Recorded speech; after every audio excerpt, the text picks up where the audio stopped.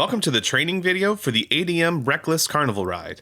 In this video, we will show you how to set up, operate, and tear down a Reckless unit. This specific unit was renamed Hypnotic by the ride's owner. When you first get your ride, you will notice that the power cord comes with bare pigtails like shown here. It is recommended to use 50 amp service only to power this ride. You can use many different types of 50 amp plugs. Shown here is a 50 amp twist lock plug, which is commonly used on large tow-behind generators. After positioning the ride on a flat or semi-flat surface, disconnect the ride from the truck. First, drop the jack foot on the stabilizer jack down as far as you can and lock it in the closest hole to the ground.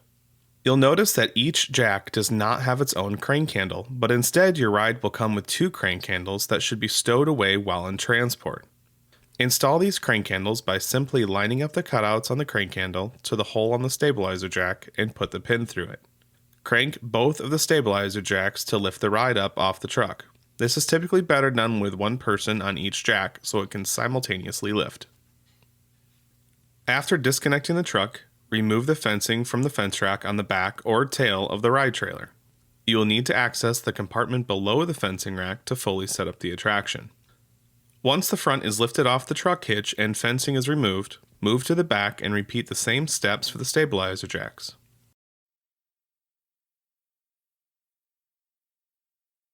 The tires should be just off the ground so that the weight is placed on the stabilizer jacks and eventually the outrigger legs. Use a level to make sure the ride is both level front and back along with side to side. Once the ride is level, you'll need to put the outrigger legs down. Before putting the outrigger legs down, it is recommended to put a block of wood down underneath the sand shoe whether the ride is being used on a soft or hard surface. To release the outrigger legs, pull the R pin from the clevis pin and pull the clevis pin out. Then carefully lower the outrigger legs and put the clevis pin back in the storage position hole on the frame of the ride. Repeat this for the remaining 3 outrigger legs. Once all of the legs are down, make sure that the block of wood is positioned properly under the sand shoe. After all the outrigger legs are down, you will next need to install the turnbuckle rods to the outrigger leg and the frame. These are most commonly stored in the compartment on the back of the ride. To access this compartment, remove the 2 nuts and bolts from the bottom, then the 2 R pins from the top. Attach one side of the turnbuckle rod to the frame of the ride and the other to the outrigger leg. You will most likely need to adjust the turnbuckle every time. Make sure that each end of the rod is held still and only turn the center oval part of the turnbuckle to adjust the overall length. Once you have the right length, attach the turnbuckle rod to the other side. Once connected on both sides, tighten the turnbuckle to be just hand tight. Repeat this for the other 3 outrigger legs.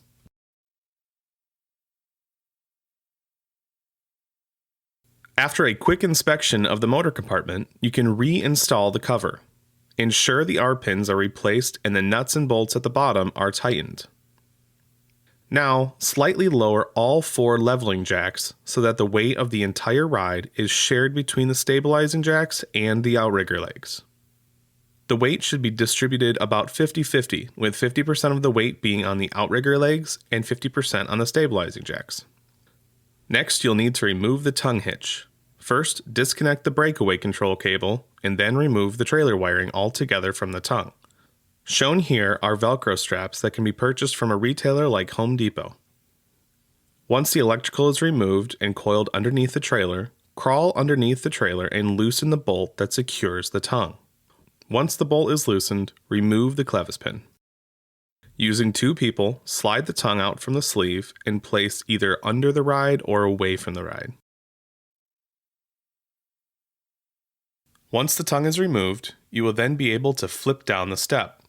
Remove the pin that connects the step to the frame of the ride and then flip the step down. Be very careful to ensure that the cable is not caught in between the step and the frame of the ride. As always, make sure to replace the pin so it doesn't get lost. The final step in setting up the ride is to remove the turnbuckles that hold the rotating basket in place during transport. The ride comes with bolts to secure the turnbuckle to the basket in the frame of the trailer, but on this particular ride, clevis pins were added for a quick removal and installation. To turn on the power to the ride, open the electric box at the front of the ride using a flathead screwdriver or something similar. Turn on each circuit breaker one at a time and then lock up the box. Before operating the ride at any point, it is critical that the ride operator ensures that the gate on the basket is closed and secured. If the gate is not secured during operation, serious damage to the ride and to passengers or bystanders could occur. To start the motor, you first need to release the emergency stop button. Do this by twisting the button in the direction of the arrows and then allowing the button to pop up. Next, start the motor by pressing the green button on the motor control switch. Then, release the load actuator by pressing the green button on the brake control switch. Do not use the load actuator as a brake at any time. It is not meant to stop the attraction, it is simply there to hold the ride from moving while loading and unloading. Using this to stop the attraction will damage the load actuator and its components. To spin the basket, slowly move the lever on the variable speed flow control to the right. To stop the basket from spinning, slowly move the lever to the left.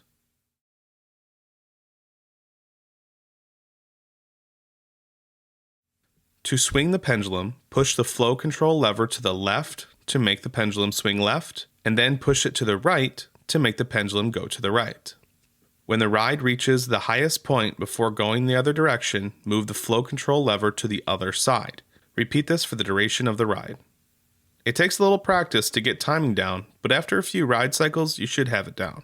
On 2020 models and newer, there is a limit switch attached to the frame, and then the trigger is attached to the pendulum spindle. Once the ride reaches a certain height, the limit switch will be triggered and the motor will shut off. When this happens, simply turn the motor back on to continue operation.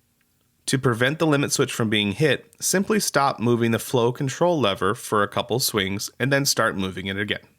You can decide to operate this attraction in many different patterns since the ride is manually controlled.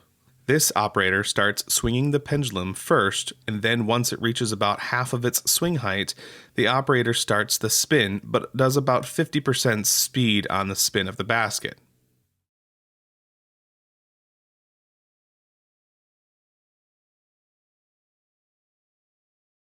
Once the operator decides the ride is over, he will stop moving the flow control lever and then slowly move the lever on the variable speed flow control to the left to slow the spin of the basket, with the end goal of the basket gate matching up with the step so riders can exit. Once the ride has stopped moving and the basket is positioned correctly, press the red button to put the load actuator up and in the locked position. Once again, do not use the load actuator as a brake to slow or to stop the ride. It is only to be used for unloading and loading. To tear down the ride, the first thing you must do is lower the load actuator and spin the basket so the gate is squared up with the step. Once lined up, turn off the motor and press the emergency stop button. Next, go under the basket and make sure that the brackets line up for the turnbuckles. Once the brackets are mostly aligned, mount the turnbuckles on the basket and then on the ride frame. Do not tighten the first turnbuckle just yet. Go to the other side and install the second turnbuckle. At this time, you can tighten each turnbuckle one at a time or simultaneously if you have two people. Only after the two turnbuckles are installed and tightened on the bottom of the basket, raise the load actuator to apply medium pressure for transport. Next, open the electrical box and turn off all circuit breakers one by one. When finished, secure the electrical box shut. Seatbelts on this ride should be fastened and pulled tight for transport. Next, fold the step up and secure it to the frame of the ride. Then, with two people, slide the hitch into the ride frame sleeves. Insert the clevis pin and then fasten the bolt underneath the ride so that it is snug, but do not wrench on this bolt or it could strip and not unscrew. Reinstall the wiring for the trailer electric, making sure to connect the breakaway control cable. Now, lift the entire ride up by lowering the stabilizer jacks to release the pressure from the outrigger legs. Do this to all 4 stabilizer jacks. Once the tension has been released from the outrigger legs, you can then remove all 4 turnbuckle rods that attach the outrigger legs to the frame.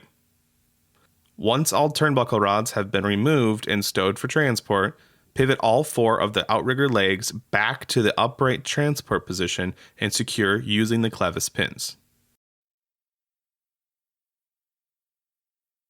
Next, raise the back stabilizer jacks and slide the jack foot all the way up, ensuring that the pin locks it in place. At this point, or at any point after turning off the circuit breakers, you can disconnect power. Finally, hook the ride up to the truck and raise the front stabilizer jacks and the jack feet. Thanks for watching this training video on the ADM Reckless.